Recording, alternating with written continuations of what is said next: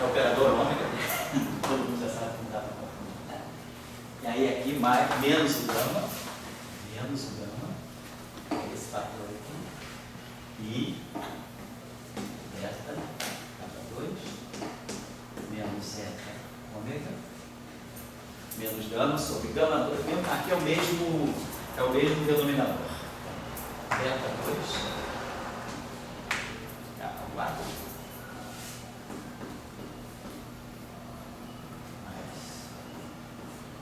tá, aqui vou trocar esse mais aqui, tá ao quadrado, bota menos aqui,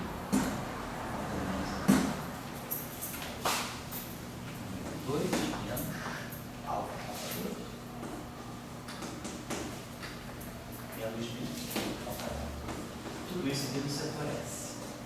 Então, claro, tudo isso aqui é isso aqui atuando no J. Então eu conheço, a fonte é dada, em princípio eu conheço a transformada de Fourier da fonte externa, é uma distribuição de carga, alguma coisa. Aí vocês observam, o que nós fizemos aqui? Isso aqui é a função de Green. Nós acabamos de resolver um problema de função de Green. O que é a função de Green? É do operador atuando num campo igual a uma fonte. Eu quero determinar o campo a partir da fonte. Então, eu quero determinar o campo, que é a solução da equação inhomogênea. É isso. Solução particular. A solução precisa dessa equação inhomogênea. Então, isso é o problema da função de Green. É cada fonte inverter a equação diferencial, né? Então está aqui. Quando a gente vai elaborar melhor sobre o método da função de Green, a gente está só resolvendo um problema que aparentemente é um problema meramente algébrico, mas o que a gente está fazendo aí é tirar a função de Green desse campo. Mas se eu tivesse que estudar na matéria condensada, a gente precisa estudar todas as excitações que um sistema apresenta. A gente já está com tudo pronto aqui. Por quê? Porque se eu quero ter um campo não trivial, tem esse objeto aqui, O menos 1, J de. Se eu quero que o meu sistema tenha soluções não triviais, então o que vão acontecer? Eu tenho essas singularidades aqui. Deixa eu guardar isso aqui. Então, o problema era esse aqui, ó. O atil igual a J til. O que eu preciso? Eu preciso, para que eu tenha soluções não triviais desse problema, é preciso que esse operador aqui, essa função, se eu tenho esse problema aqui, livre, campo livre. Se esse operador é inversível, a solução do problema seria sempre o campo trivial. Para eu ter soluções não triviais desse objeto aqui, né, desse operador, desse campo aqui, frente a esse operador, é preciso que esse operador aqui tenha determinante nulo, ele precisa ser singular, para eu poder olhar. Então, as configurações de campo, agora eu estou procurando essa equação, isso aqui. Então, eu estou procurando essa solução aqui, o ativo, transformado de Fourier a menos 1, J ativo. Agora, o que está acontecendo aqui? Eu estou observando que nós temos situações de singularidade, porque isso aqui é frequência, por exemplo, essa relação aqui é uma relação entre frequência e vetor de onda. Vamos escrever essa relação aqui direitinho, como é que ela é. Essa relação aqui vai me dar ômega 4, esse denominador aqui, ó, ômega 4. Depois nós vamos ter um termo em ômega 2, que vai ficar menos 2, alfa, cada 2, mais mi, ômega 2, certo? E depois os termos independentes. Então, pegando o quadrado disso, depois 2 vezes isso, e agora o quadrado disso, mais isso aqui, mais alfa 2, K4, mais beta 2 com a K. Vou botar mais alfa 2, mais beta 2, K4. Que é esse termo aqui.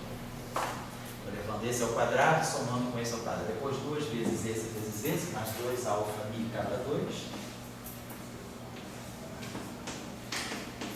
E depois o termo independente também, que é mais mi ao quadrado.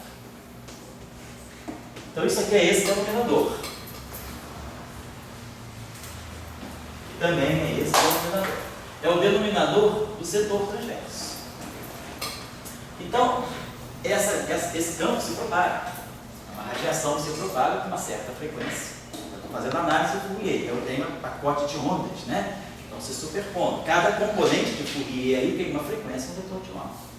Então, eu tenho uma relação entre frequência aqui, vetor de onda.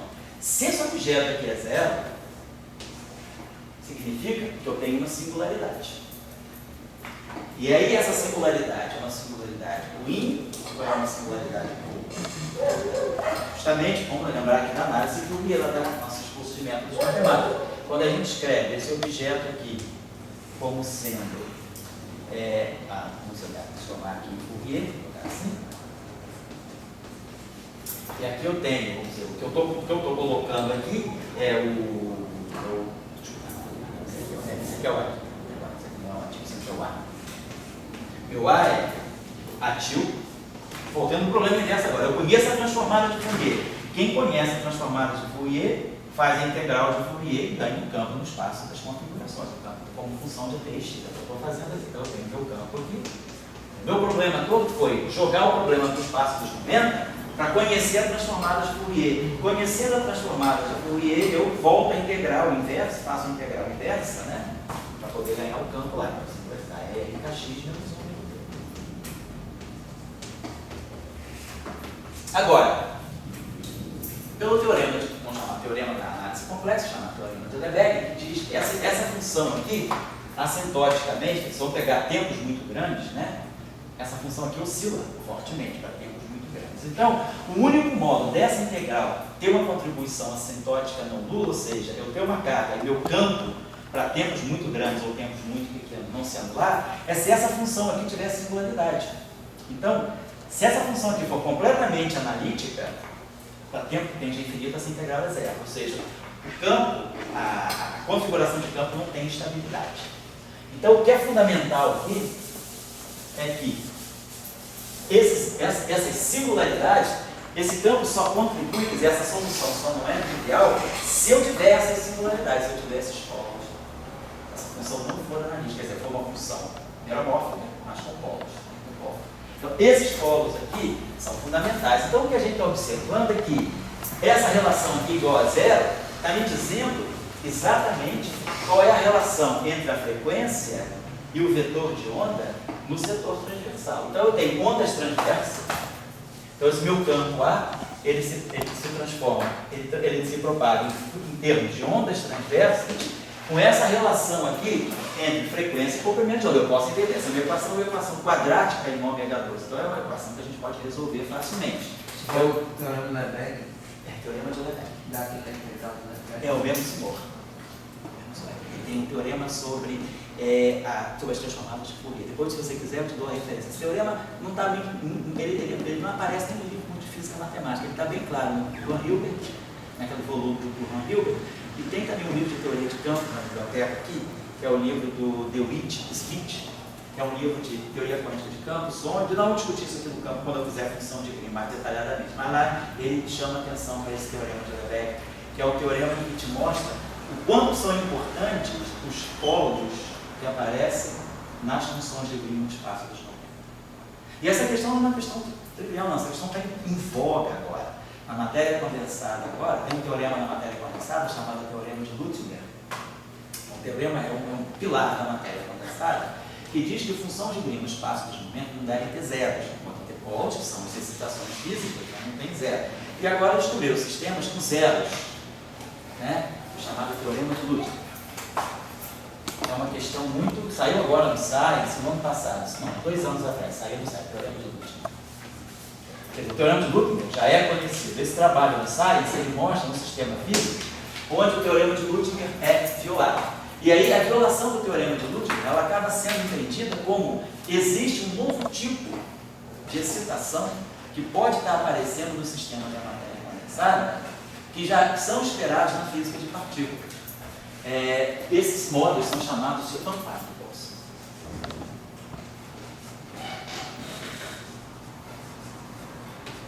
São objetos que são excitações que têm massa contínua, coisa que não existe na natureza. Na natureza tem o elétron com uma massa, o quark com outra massa, cada partícula tem sua massa. A gente tem buracos imensos entre duas massas. As massas são todas discretizadas. No entanto, pode ter um regime de física de partículas onde você começa a produzir excitações que tem massas que variam continuamente. Isso é uma manifestação uma simetria conforme tem um espaço. Então, essas vantagens parecem estar aparecendo. No LHC existe uma das propostas do LHC, não se espera ter grande sucesso nessa busca, mas uma das buscas do LHC no simulacro e no CMS é verificar eventualmente a existência do regime campático em física de partículas. Mas na matéria condensada isso já está aparecendo. Então, porque existem sistemas, né? E aí a violação do teorema de Luther está em cima dessas vantagens. Não é o que nós estamos fazendo aqui, nós não estamos procurando os zeros da função de Green, nós estamos procurando, até porque isso aqui nunca vai ser zero, então essa função de Green não tem zero. A gente está procurando os polos, mas os polos são essenciais, porque eles é que vão dar a interpretação de um campo não trivial a partir de uma configuração de carga. Então, no setor transverso, nós temos um polo, só resolver essa equação, vai me dar um ômega em função de kappa, e dos parâmetros, né, em princípio, alfa, beta, micro, vai me dar um ômega de kappa. Isso é a relação de dispersão. Então, essa relação de dispersão, ela está me mostrando que essa onda se propaga, aí eu posso tirar daí velocidade de fase, velocidade de grupo, mas aí eu tenho digamos assim, uma descrição bem detalhada de como essas ondas transversas se propagam. Agora, no setor longitudinal, eu tenho uma outra estrutura de polo, que é mais simples. As ondas longitudinais desse sistema, a relação de polo dela é essa aqui, é ômega igual a raiz quadrada de alfa menos alfa kappa 2 mais μ.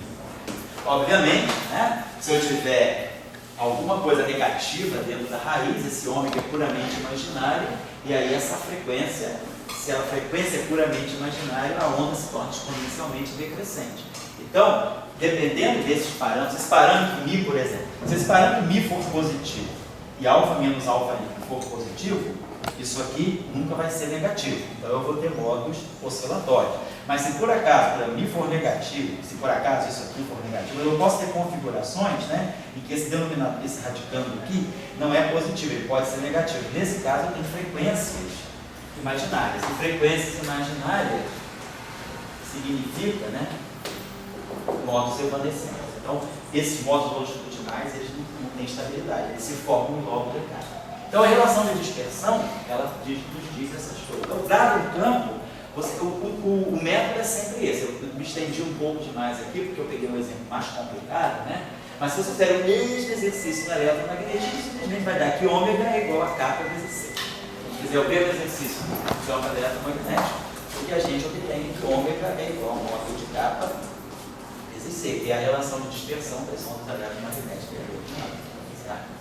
Bom, então, essa é a importância, por isso que eu estou querendo levantar para vocês, a importância desses operadores, porque dado uma equação de campo genérico, claro, agora a questão é tirar as relações de dispersão para aquilo ali, essa é uma relação bem complicada, porque agora, além de eu ter matrizes 3x3 misturadas, eu tenho matrizes também dentro do HIJ. O HIJ tem 5 componentes, então é um problema que a gente vai ter que colocar, elaborar ele de uma forma sistemática, porque no fundo vai ser fácil de resolver, vai ser longo, mas vai ser fácil. E o caminho é sempre descobrir esses operadores de projeção. Por isso que eu trabalhei com vocês na aula passada, os operadores de projeção para o setor do HIJ, o setor civil. Até depois pegar aqui com o Gustavo trabalhou, passou ali com efeitos, quer dizer, estudou um pouquinho mais esse detalhe, já preparou o suco aqui para a gente, vou passar para você daqui a pouco aí, que aí já fica tudo resolvido. Quando a gente for fazer a próxima aula, eu já vou trazer esse resultado do Gustavo. Mas entenderam mais ou menos a situação qual é? Então, quer dizer, é importante sempre a gente levar o nosso problema para essa estrutura aqui, operador, campo, igual a fonte. Por quê? Eu jogo esse problema para o espaço dos momentos e fica a transformada de Fourier do operador, a transformada de Fourier do campo, a transformada de Fourier da fonte. No espaço dos momentos, o problema vira puramente um problema matricial. Então, eu tiro a transformada de Fourier do campo. A transformada de Fourier do campo é o inverso desse operador atuando na fonte. E aí eu integro. E aí, quando eu for integrar, na hora de integrar, eu tenho que colocar isso aqui dentro, né? Basicamente, nós vamos fazer, não vou fazer, mas está indicado. Bom, então eu diria para vocês, tarefa, discutir a relação de dispersão no setor transverso, que é uma relação de ordem 2. Então vocês vão ter raízes para ômega 2. Agora, cuidado que o ômega 2 não pode ser negativo. Então, vocês vão ter que acertar os parâmetros. A tarefa vai ser a partir... Quer dizer, na verdade, a tarefa vai ser organizar, né, as regiões fisicamente, né,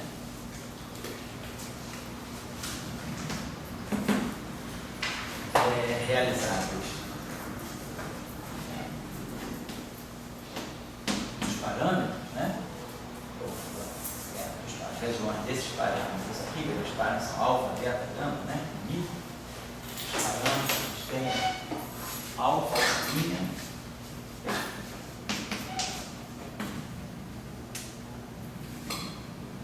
alfa, linha, beta, zeta e esses parâmetros. Então, ver como é que eu vou poder organizar esse espaço de parâmetro de tal modo, né, de tal forma que as relações de dispersão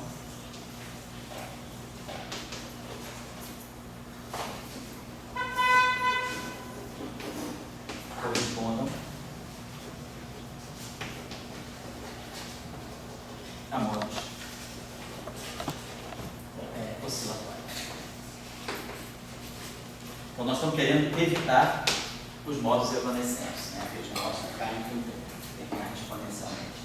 E aí, para isso, a gente vai ter que mexer nessas relações. Certo? Vou dar uma intervalinha agora. Vou dar uma intervalinha agora, são 11h35, né? Está todo mundo concordando com esse relógio aí? Então, dá 10 minutos de intervalo aí, a gente vai ter uma. Cara, se tiver que ter melhor você agora, porque senão você ficar estudando. Tá. Vai para gravado aí, tchau, até semana que vem, vai.